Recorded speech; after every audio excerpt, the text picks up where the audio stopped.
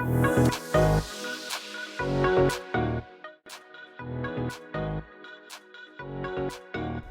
shawls use Chirimen silk woven by a textile manufacturer in Tango region of Kyoto. Chirimen is a type of crepe fabric with a unique bump-like texture. The fabrics are carefully hand-dyed at our workshop using a traditional technique where the cloth is stretched mid-air and dyed with a brush.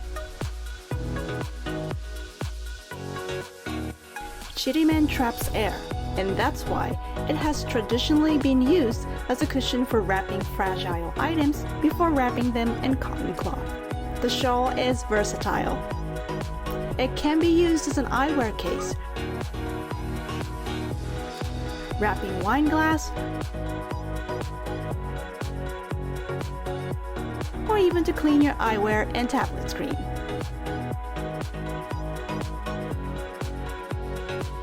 Taking care of our shawl is easy.